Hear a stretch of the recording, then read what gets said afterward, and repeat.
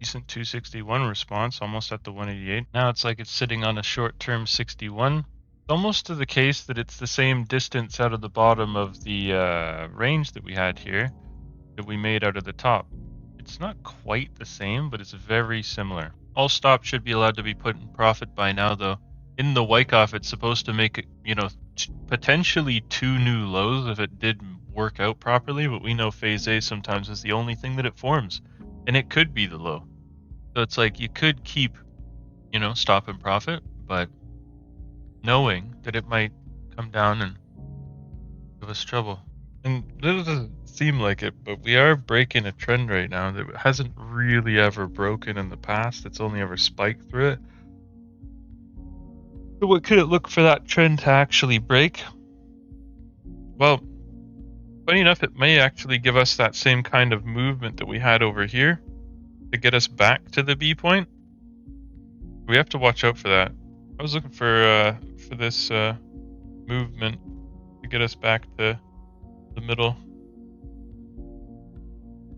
Ultimately, the same movement that we had up top being the same movement to get us back to the B points. The only survivors are those that kept the stops at the extreme. It's been very unforgiving for the long traders today, unlike yesterday and the day before. But remember that it's this 261 where if we take all of this movement and then bring it all the way up to the top, that's the 261 brings us back to the B point in the event that we hold that. So the risk reward ratio is relatively decent. However, it's been quite nasty to anybody that saw that value first. They want to make sure you must really want it, or they overlap everyone and then bounce off the same level that everyone took in the first place. And we still have some time left with the trend. Like, in the event that we were to go sideways, it still has like a decent amount of time to get to the next trend. That next trend, it is the trend until we break it. But we know there's no way of getting to the green dashed lines until we break that line. It's all about breaking that line. And we know that if we get on top of the triangle, it'll have to break that line. And if we ever return back to the tip of the triangle, it'll have to break that line too. 65 to 70 points to get to the B point. You can see the trend break broke pretty well off the 261. And we're almost back at the triangle. So basically, we went 261 to 188. And I can quickly draw this in. Well, this is where we generally started to make our left shoulder and our right shoulder and how long it took to do that. Will that be like roughly the same amount of time that we spent here? We're getting very close to the yellow line now too, the trend. We're at the high of the node again, tip of the triangle. Like I mentioned, we'd have to go back to we'd have to break the trend in order to get back to the tip of the triangle. This is the tip of the triangle officially. See, like when I see on the very, very short term, like when it comes down and it's a bunch of sellers and they're just all sellers and then the price moves right back up with like no buyers, I'm like, where does the upwards movement come from? It's from another exchange. It's not on our exchanges. Like I can see them getting away with it right now. It's like it's moving up on really low volume when it does move up. Not that it's moving up significantly. It's just under a microscope. It's interesting.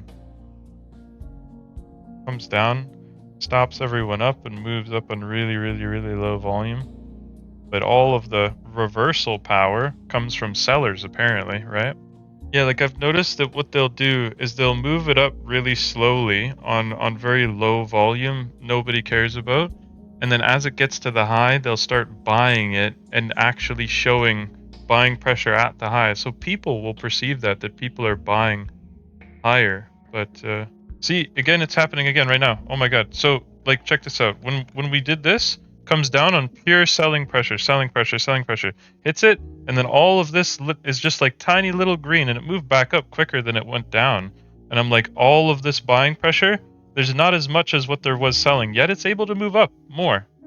And like right now, even still, I guess they've just added some volume to cover their tracks there.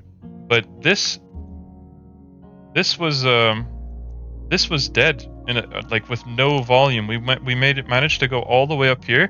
And then they just like blobbed this volume in here. And I mean, that's fine. But it's incredible how little volume it actually needs to move and how little impact people really have on it when it's moving. Like I can see it moves with almost no volume sometimes. It's almost like when they move it up, they let it chill there for a second just to like make it seem like there's volume in the candle. Yeah, like now you can see at the top, oh my god, the volume comes in heavily, buying pressure at the top, which is kind of strange. And then it dumped out off of that. Like what that translated into was almost the same kind of shenanigans that we saw on the bottom. You saw how like, oh, it reverses on only buyers. I'm like, what the fuck is that? And then it dumps down on barely any selling pressure. It came down specifically for stops down there. And then when it rallied right back up, it basically had like no volume.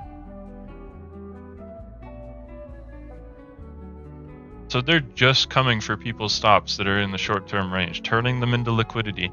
And then when we get up to the highs, they'll make like bunch of buy orders at the top where people aren't trying to buy at the high as much.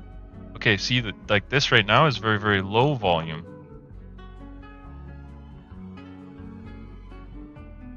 But yeah, that's what it looks like now pretty much inside of this little area. And this is breaking down 10-second candles. So like with equivolume, you can see how big the candles are because they're fatter with more volume. But in this, you can see where the volume is in the candle, like whether or not all the volume's at the high of the candle, the low of the candle, middle of the candle, no volume at all. This little area here is almost like completely free of volume. It's been chopping for a couple minutes here now with pretty much no volume. Yeah, now we come up to the top and they start buying at the high. Like out of all of this, it's just ass volume, and then look, it comes all the way up and people start buying at the top, I guess. Like substantially more. You see? And it continues to be substantially more. That's some fucking volume right there. You can see it's maintaining heavier volume throughout the entire way. I'll take a picture. That's what the run looks like so far. And it's funny too, because it clearly bounced off that pullback. You know, that pullback right there is right here. And where's the buying pressure? Do you see buys in there? Enough to make it send it all the way up like this? No, no, not at all. Not on our exchanges. Not on our exchanges. Like, this candle down here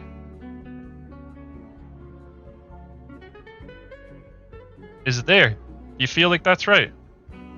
You feel like there's no volume to start this whole push? Like nothing? Like your volume is bullshit.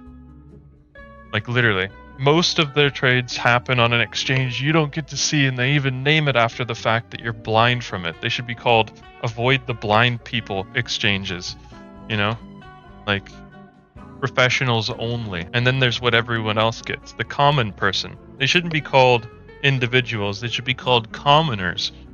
Because that's what it is. Because there's no way that if you get into trading, that you suddenly luck out with all of their tools and advantages and everything like that.